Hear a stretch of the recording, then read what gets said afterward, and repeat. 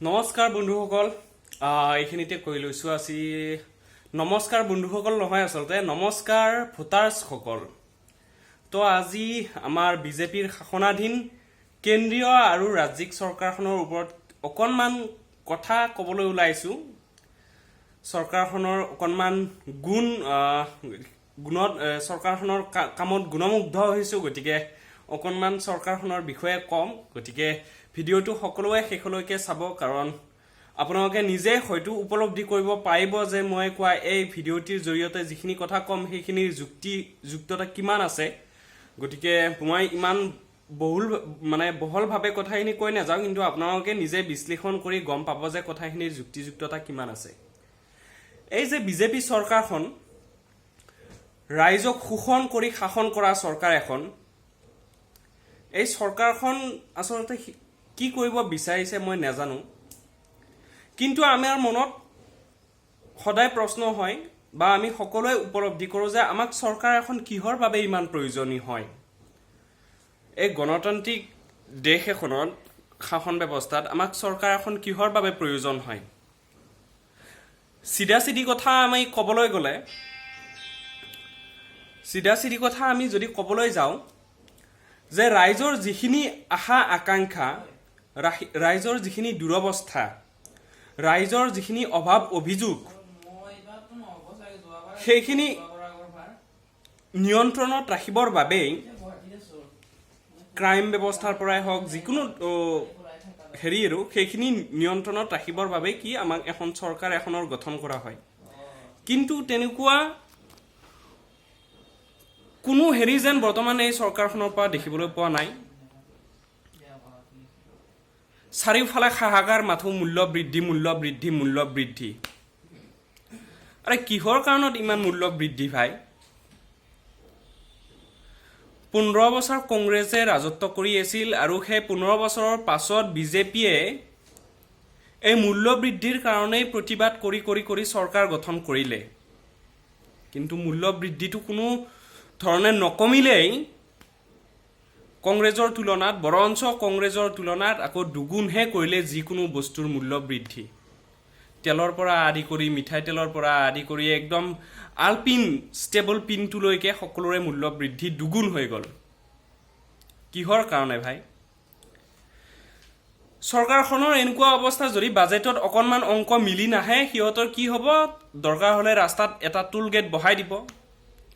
যদি নেক্সট বাজেটত আৰু অংক অলপ মিলি নাহে তেতিয়াহ'লে পেট্ৰলৰ দাম আৰু 5 টকা বঢ়াই দিব যদি আৰু বাজেটত অংক আৰু অলপমান কমি যায় তেতিয়াহ'লে কি কৰিব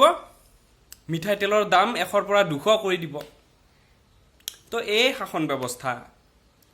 এই গণতান্ত্ৰিক শাসন ব্যৱস্থা ৰাইজক শোষণ কৰি শাসন কৰা শাসন ব্যৱস্থা তো কি ক'ম আৰু হিমু মামাৰ পাইথাগোৰাছৰ সূত্ৰটোতো আমি জানোৱেই কংগ্ৰেছৰ দিনত যেনেকে ইলেকশ্যনৰ আগত লেপ কম্বল তুলি সূতা দি কেনে ইলেকশ্যনত জিকি আছিলে তো বিজেপিত আহি পেলাইও সেই পাইথাগোৰাছৰ সূত্ৰটোৱে ইউজ কৰি আছে আমাৰ মৰমৰ হিমু মামাই কথা হৈছে অলপমান ইমপ্ৰুভ কৰিছে আজিকালি সূতা কম্বল এইবিলাক আঁচনি দিয়া হোৱা নাই আজিকালি দিয়া হৈছে কিবা অৰুণোদয় আঁচনি অলপ কিবাখিনি তেনেকৈ দিয়া হৈছে আৰু বন্ধন গোটৰ লোন মাফ কৰিম বুলিতো একো নাই আৰু খা খবৰ নাই বাৰু নকওঁ সেইবিলাক কথা নকওঁ আৰু আশা দি কিবা দি কৰিলে যি কৰিলে কিন্তু হিমু মামা মেইন অংকত পাইথাগোৰাছৰ সূত্ৰ বহাবই ইলেকশ্যনৰ আগত আঁচনি আনিবই আনি পেলাই কিবাকে ইলেকশ্যনটো জিকাৰ পাছত বস্তুৰ দাম ইফালে সিফালে য'তে যেনেকৈ যোনে যিমান যেনেকৈ পাৰে দাম বঢ়াই থাকক ভাই একো ক'বলগীয়া নাই গতিকে হিমু মামাৰ পাইথাগোৰাছৰ সূত্ৰটো সদায় মেইন দেই ভাই এইটো কথা মানিব লাগিব কাৰণ কংগ্ৰেছৰ দিনত খুটা কম্বল আৰু এতিয়া ইলেকশ্যনৰ আগতহে আঁচনিবিলাক আহে পাছততো নাহে একো আঁচনিটো এতিয়া নতুনকৈ কিবা আঁচনি উলিয়াইছে নাই এতিয়া নেক্সট যেতিয়া ইলেকশ্যন হ'ব হয়তো চাগে এইবাৰ আমাৰ কেন্দ্ৰীয় চৰকাৰৰ মোদী ডাঙৰীয়াৰ ইলেকশ্যন আহি আছে গতিকে তেতিয়া হয়তো কিবা অলপমান আঁচনি আনিব চাগে প্লেনিং কৰি আছে কিন্তু এতিয়া একো আঁচনি নাই এতিয়া দাম বঢ়াই আছে পূৰা ঠুকি আছে কাৰণ আঁচনি দি আছে ন 1000 টকা কিবাকৈ সোমাই দি আছে গতিকে সেইখিনি উলিয়াবলগীয়া হ'লে মিঠাই তেলৰ দাম 100ৰ পৰা 200 কৰি দিছে অৰুণোদয় আঁচনি পোৱা মানুহগৰাকীয়েও দিনটো মাহেকত যদি 4 লিটাৰ মিঠাই তেল কিনে তো তেতিয়াহ'লে 100 টকাকৈ হ'লেও বঢ়াই দিছে, 100 টকাকেও 400 টকা ওলাই আছে। গেছৰ চিলিণ্ডাৰৰ দাম কংগ্ৰেছৰ দিনত যদি 450 আছিল, এতিয়া 1000 মানে 600 টকা বঢ়াই লৈয়ে আছে। পেট্ৰলৰ দাম 61ৰ পৰা চিধাই 100 চেঞ্চুৰী। গতিকে ভয় লাগে কেতিয়াবা আমাৰ যদি ক্ৰিকেটৰ ভগৱান তেণ্ডুলকাৰৰ যদি ডাবল চেঞ্চুৰীটিও যদি ইহঁতে আৰু বিজেপি চৰকাৰে যদি ক্ৰছ কৰি পেলায় তো এইটো এটা মানে কি ভাবিবলগীয়া কথা হ'ব আৰু, কাৰণ ভাবিবলগীয়া কথাই দিয়কচোন, যিহেতু প্ৰথম চেঞ্চুৰী দেখা পালোঁ, গতিকে মানুহে এতিয়া আশা কৰিব যে দ্বিতীয় চেঞ্চুৰীটো কেতিয়া দেখা পাম। গতিকে বিজেপি আৰু সেইটো ইমান কৰা বিজেপিৰ বাবে ইমান ডাঙৰ কথা নহয়, যিহেতু হাফ চেঞ্চুৰীৰ পৰা লাহেকৈ ফুল চেঞ্চুৰী মাৰি দিলে। গতিকে আৰু 5-10 বছৰ যদি এনেকৈ থাকে তেনেহ'লে নিশ্চয়কৈ আপোনালোক সকলোৱে ছেকেণ্ড চেঞ্চুৰীটো দেখিবলৈ পাব। ইয়াত মানে কোনো হেৰি নাই। তো সেইটো কথা। এতিয়া কি ক'ম আৰু চৰকাৰখনৰ কথা, আৰু বিশেষ ক'বলগীয়া নাই। এয়াই আৰু মুঠতে হিমুমাৰ পাইথাগোৰাছৰ সূত্ৰটো ইউজ কৰি থাকিব ভালদৰে ইলেকশ্যনৰ আগে আগে দেই, ইলেকশ্যনৰ আগে আগে। আৰু কিবা এইবাৰ নতুন আঁচনি কি বা আহে আৰু জানিব লাগিব। আৰু আঁচনিটো নানান ধৰণৰ আঁচনি ওলাব, কিন্তু খুব দুখ লগা কথা ভাই, আমাৰ কাৰণে যিখিনি আমাৰ নিচিনা দুখীয়া ঘৰৰ মানুহ, এই মন্ত্ৰী বিধায়ক এইবিলাকক না মানুহৰ বাবে, জনসাধাৰণৰ বাবে, আমাৰ সাধাৰণ মানুহৰ বাবে কিন্তু সংবিধানত সদায় এখন এখন আইন বিধানসভাত বনাই থাকিব। কিন্তু এই মন্ত্ৰী MLA বিলাকৰ কাৰণেও কিছুমান আইন হ'ব লাগে। সিহঁতে যেতিয়া ৰাজনীতি খেলিবলৈ আহিব, সিহঁতে যেতিয়া ইলেকশ্যনৰ বাবে নমিনেশ্যন দাখিল কৰিব, তো সিহঁতকো এমাহ সিহঁতৰ প্ৰাইভেট অল প্ৰপাৰ্টি চিল কৰি সিহঁতক 1 মাহ সাধাৰণ মানুহৰ দৰে জীৱন যাপন কৰিব দিব লাগে। হাজিৰা কৰি সিহঁতৰ পৰিয়ালক পুহিব দিব লাগে। তেতিয়াহে গম পাব সিহঁতে দিনটোত 500 টকাৰ হাজিৰা কৰি দিনটোৰ মিঠাই তেলৰ লিটাৰ 200 টকাকৈ কিনি সিহঁতে নিজৰ ফেমিলিক কেনেকৈ পুহিব পাৰে। তো সেইটো কথা ভাবিবলগীয়া, উপলব্ধি কৰিব পাৰিব লাগিব। ৰাইজক শাসন কৰাৰ আগতে নিজেই শাসন ব্যৱস্থাটো কেনেকুৱা হয়, যেতিয়া মূল্য বৃদ্ধি কৰা হয়, মূল্য বৃদ্ধি যিকোনো বস্তুৰে বঢ়োৱা হয়, সাধাৰণ মানুহখিনিৰ অৱস্থা কেনেকুৱা হয়, সেই বস্তুটো মন্ত্ৰী MLA হৈ থাকোঁতে কেতিয়াও উপলব্ধি কৰিব নোৱাৰে। কাৰণ ফ্ৰী চাউল, ফ্ৰী ইলেক্ট্ৰিচিটি, ফ্ৰী ঘৰ, ফ্ৰী গোটেই খাই পেলাই ইমানখিনি উপলব্ধি কৰিব নোৱাৰে। 500 টকাৰ 400 টকাৰ হাজিৰা কৰা মানুহ এটাই দিনটোত 200 টকা লিটাৰ মিঠাই তেল কিনি 1000 টকীয়া চিলিণ্ডাৰেৰে ভাত ৰান্ধি খোৱাৰ আমেজ কিমান এই চৰকাৰখনে বুজিব নোৱাৰিব। গতিকে এই নমিনেশ্যন দিয়াৰ আগতে 1 মাহ এই মন্ত্ৰী MLA বিলাকক সিহঁতক 1 মাহ নিজে হাজিৰা কৰি সিহঁতৰ অল প্ৰাইভেট প্ৰপাৰ্টি চিল, এনেকুৱা আইন আনিব লাগে না। অকল জনসাধাৰণৰ কাৰণে আইন আনি থাকিলে কি হ'ব, মন্ত্ৰী MLAৰ কাৰণেওতো কিছুমান আইন আনিব লাগে।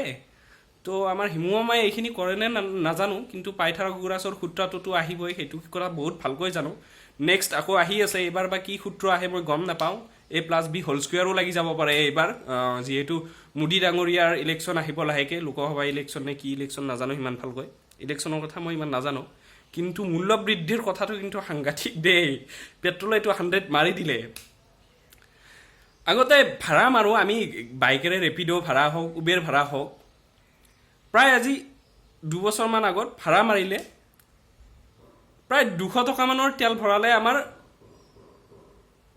মানে হৈ যায়, দিনটোৰ কাৰণে হৈ যায়। কিন্তু এতিয়া আমাৰ 300-350 টকা ভৰালেও আমাৰ নুজুৰে। আৰু এতিয়া এটা মন কৰিবলগীয়া কথা হৈছে, গুৱাহাটীৰ কেইটামান আগশাৰীৰ পেট্ৰল পাম্পত এটা নতুনকৈ অসুবিধাৰ সৃষ্টি হৈছে কি, যে পেট্ৰলৰ হয়তো 2টা হেৰি আছে বোলে কোৱালিটি, এটা কিবা প্ৰিমিয়াম পেট্ৰল আৰু এটা নৰ্মেল পেট্ৰল। প্ৰিমিয়াম পেট্ৰলটোৰ দাম নৰ্মেলতকৈ বেছি, প্ৰায় 3 টকা 4 টকা এনেকুৱা ডিফাৰেঞ্চত আহে আৰু। গতিকে এতিয়া কথা হৈছে, গুৱাহাটীৰ কিছুমান আগশাৰীৰ পেট্ৰল পাম্পবিলাকত মানে নৰ্মেল পেট্ৰলটো নোহোৱা হৈছে, মানে normal petrol, only premium petrol. 3-4টা পেট্ৰল পাম্পত মই এনেকুৱাকৈ বেনাৰ লগাই থৈছোঁ, মানে লগাই থোৱা দেখিছোঁ। তো এইটো এটা খুব ভাবিবলগীয়া কথা এতিয়া লাহেকৈ যদি 60ৰ পৰা পেট্ৰল পাই গৈ 100 হ'ল এতিয়া 100 হোৱাৰ পাছত যদি আকৌ এবাৰ এটি কোৱালিটিৰ ওপৰত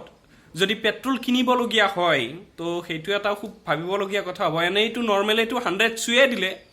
এতিয়া যদি আৰু এই 100 হোৱাৰ পাছত যদি আকৌ কোৱালিটিৰ ওপৰত ডিপেন্ড কৰিবলগীয়া হয় তো তেতিয়া হলে আৰু এটা নেক্সট লেভেল পেট্ৰলৰ দাম আহিবলৈ গৈ আছে চাগে তো আৰু কোৱালিটিৰ কথা আৰু পেট্ৰলৰ পাইপডালেৰে বাইকত সোমাই দিছে কি নৰ্মেলে দিছে নে প্ৰিমিয়ামে দিছে এইটো কথাটো আমি ক'ব নোৱাৰো ভাই কিন্তু দাম কিন্তু প্ৰিমিয়ামৰ দাম বেলেগ আৰু নৰ্মেলৰ দাম বেলেগ কিন্তু পেট্ৰল বেলেগ দিছে নে নাই সেইটো কিন্তু নাজানো সিহঁতে পেট্ৰল পাম্পৰ মানুহে জানিব আৰু চৰকাৰে জানিব তো সেইটো কথা এতিয়া আৰু বাকি কি কম আৰু কথাখিনি ইয়া কলোৱে কি কম আৰু ভোট দিয়া গৈছে যিহেতু আৰু তো ভুগিব লাগিবই কিন্তু তথাপিও চৰকাৰখনক অলপ ৰিকুৱেষ্ট কৰিম ভাই যেহেতু আপোনালোক নিজে এইবিলাক ইস্যু হেৰি কৰি এইবিলাক ইস্যুক লৈ প্ৰতিবাদ কৰি আপোনালোকে নিজে চৰকাৰখন গঠন কৰিছিলে কংগ্ৰেছৰ 15 বছৰীয়া শাসন ব্যৱস্থা আঁতৰাই আপোনালোক বিজেপি চৰকাৰে চৰকাৰ গঠন কৰিছে গতিকে এইবিলাক ইস্যু অলপমান কম কৰক মই কোনো দলক সাপোৰ্ট কৰি কোন দল সংগঠনৰ পৰা আহি মই কথাখিনি কোৱা নাই মই জাস্ট নৱপ্ৰজন্মৰ এজন ভোটাৰ হিচাপে নৱপ্ৰজন্মৰ উঠি অহা এজন লৰা হিচাপে কথাখিনি মই চৰকাৰক মই খুৱাৰাই দিছো যাতে ৰাইজৰ যিখিনি আশা আকাংক্ষা সেইখিনি যাতে অকনমান চৰকাৰখনে বুজিবলৈ চেষ্টা কৰে ৰাইজৰ যিখিনি দুৰৱস্থা যি সাধাৰণ মানুহৰ যিখিনি অসুবিধা সেইখিনি যাতে অকনমান বুজিবলৈ চেষ্টা কৰে জাস্ট ইলেকশ্যনটো জিকিবৰ কাৰণে ৰাইজক কিছুমান মিছা আশা মিছা প্ৰত্যাশা দি কেৱল চৰকাৰ গঠন কৰাই দায়িত্ব নহয় মই জানো হিমন্ত বিশ্ব শৰ্মা ডাঙৰীয়াই খুব ভালকৈ কৰিব পাৰিব কামখিনি কিন্তু তেখেতৰ ওপৰত ভৰসা আছে বহুতে আশা কৰে তেখেতক লৈ ময়ো আশা কৰোঁ গতিকে মই ভাবো তেখেতে বৰ্তমান সময়ত এই মূল্য বৃদ্ধিৰ কথাটো অকনমান চিন্তা কৰিব লাগে কৰোনাৰ দিনত হয়তো কৰোনা গল সেইখিনি কথা আমি বুজিব পাৰিছো কিন্তু এতিয়া লাহে লাহে যেহেতু কৰোনাৰ প্ৰভাৱটো অকনমান কমিছে বা যেহেতু গোটেইখিনি খুলি দিয়া হৈছে গতিকে এই ক্ষেত্ৰত মই ভাবো অকনমান যিকোনো বস্তুৰে মূল্য বৃদ্ধিটো নিয়ন্ত্ৰণত ৰাখিব পাৰিলে ভাল কাৰণ ধেমালি নহয় ভাই মন্ত্ৰী এমএলএৰ কথা নকওঁ যিখিনি ধনী মানুহৰ কথা নকওঁ কিন্তু যিখিনি দুখীয়া মানুহ আমাৰ দৰে দুখীয়া মানুহ সেইখিনি মানুহৰ কাৰণে কিন্তু বহুত দুৰৱস্থা হৈ যায় এনেকৈ মূল্য বৃদ্ধি হৈ থাকিলে এটাৰ পিছত এটা অকনমানটো সকাহো দিয়ক মানুহখিনিক আপোনালোকৰ বাজেটত অংক মিলি নাহিলেই ইটো বস্তুৰ দাম বঢ়াই দিব আপোনালোকৰ বাজেটত অংক মিলি নাহিলেই হিটো বস্তুৰ দাম বঢ়াই দিব অংক মিলি নাহিলে য'ত এটা টুল গেট বহাই দিব অংক মিলি নাহিলে পেট্ৰলৰ দাম বঢ়াই দিব এইটো আৰু কিবা কথা হ'ল নে ভাই তো হে আৰু কি কম আৰু যি কৰে কৰক সোনকালে